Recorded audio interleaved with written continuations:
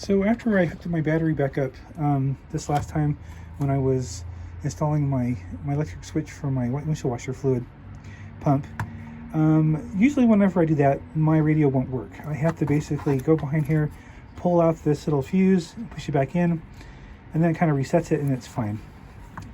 And it powers on and everything.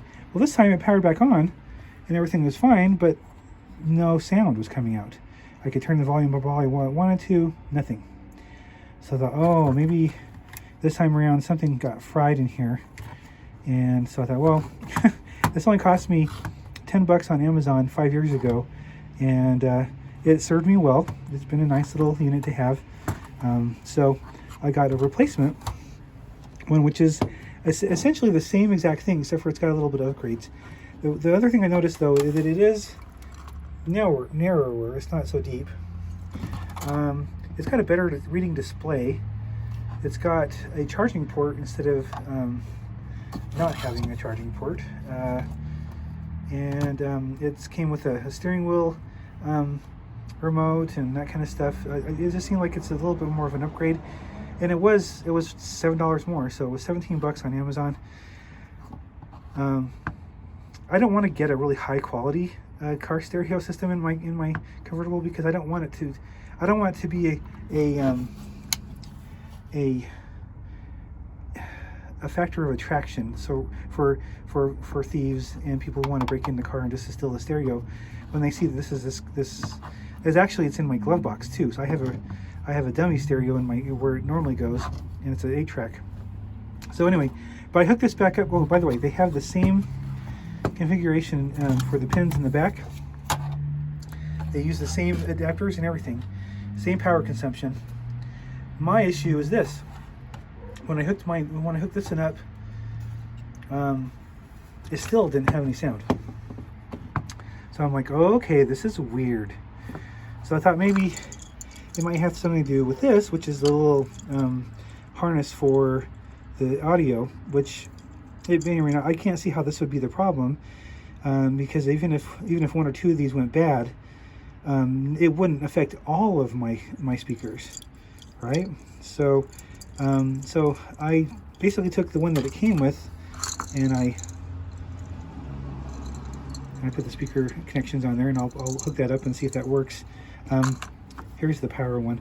If the power harness needs to be replaced, I will. But it seemed like it worked just fine. I could still see everything, and all the functions worked, and display worked, and everything when I had the existing power one connected to it. But for whatever reason, yeah, I'm gonna go try that now and hook this up and see if this works. I hope so. I don't like not having any music in my car.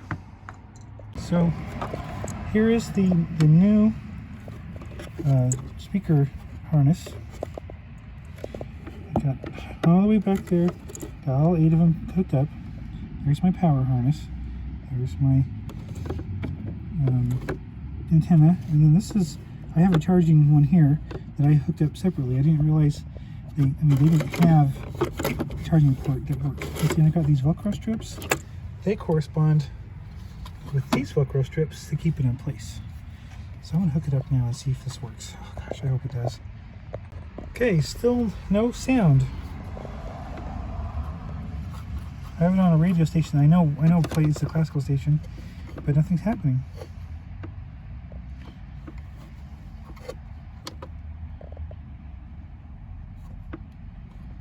Nothing. It's weird because you wouldn't think that all of my speakers would be going bad. I'll come through here, down. One goes here, one's there. Is it possible that a surge could take out all of my speakers at once? Huh. Okay, so this is kind of a weird thing. So, okay, we've got it powered on. It's to a classical station, and we've got the power turned up all the way. When I engage, just barely putting this in,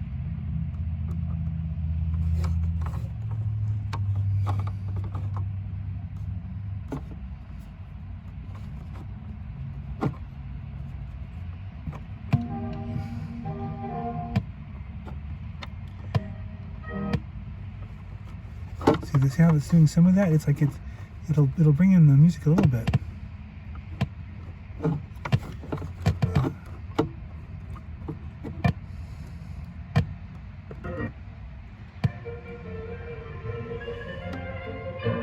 If I move it around to different places, it kind of will engage different speakers. But if I plug it in all the way, no, it's all the way in, and